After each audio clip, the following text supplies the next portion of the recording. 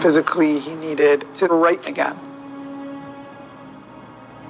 It was painful for me several years ago when several friends of mine were arrested. I said nothing. I did not want to lose my job or my freedom. I worried about my family. I have made different choices now. I have left my home, my family, and my job.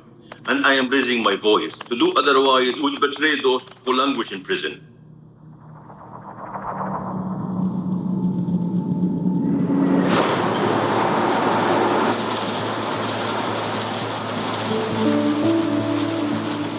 I want you to know that Saudi Arabia has not always been as it is now. We Saudis deserve better.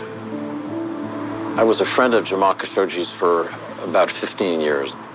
When he came to the Washington Post, he was transported. This was something he had dreamed about. You have to understand what it's like to be a journalist in Saudi Arabia. Every time you try to say something that's tough-minded, you get fired. He was the sort of person who just couldn't take a pass. If he felt something, he just insisted on writing it. I watched him get fired from a series of jobs in Saudi Arabia each time because he just couldn't stop himself from saying what he thought was true. Unfortunately, the government treated me as if I shot the king, God forbid, and I ran away, as I am a traitor.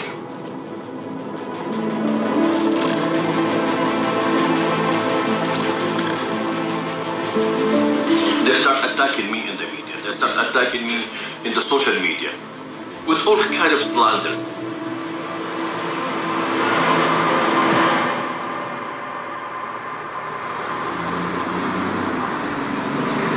Your voice matters. Your words are important.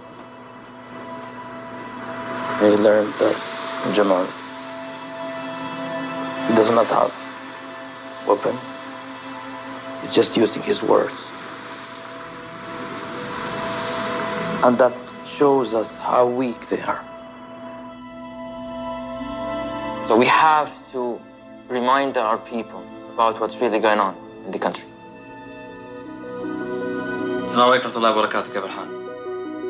I decided to launch a YouTube show.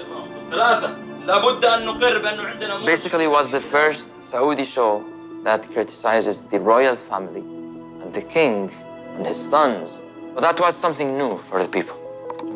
السلام عليكم ورحمة الله وبركاته. خلال الأيام الماضية كنت أتابع بحماس شديد ردود الفعل. بس يا أخي الحمد لله نقفل محلات وقت الصلاة. فقط هذه المرة أعمل لايك سبسكرايب.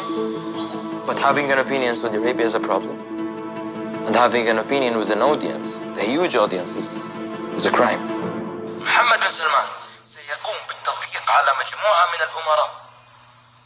سيبتزهم بالمال. سيحاول أخذ أموال منهم. سيحاول الحصول على أكبر قدر من الأموال والخزائن التي يمتلكونها. أنا أؤكد لك بأن لن ينجو أي شخص دخل في قضية فساد أيا من كان. لن ينجو. We're seeing a truly historic upheaval unfold right now. A royal purge in Saudi Arabia. King Salman ordered the creation of a new anti-corruption committee headed by his son, Prince Mohammed Salman. November of 2017, Mohammed bin Salman basically rounds up the most powerful people in Saudi Arabia, puts them in the Ritz in Riyadh, basically a 5-star prison, and shakes them down for a lot of money, over $100 billion. Mohammed bin Salman ordered the arrest of powerful princes, ministers, and investors. Some are his rivals in the royal family. Maybe he felt that this is the best way to help the country. Maybe. Or maybe it's all about controlling everything in the country.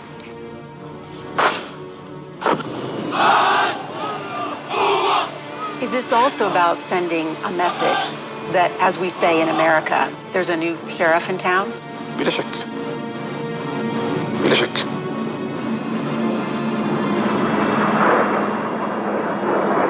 I'm very much supportive for his reform, for his social reform. But at the same time, he doesn't need to make his people fearful of him. Sometimes I myself, even though I'm in Washington, I go quiet because There is so much intimidation around me. Jamal was starting to realize that there's little he can do for his country from this position other than to write.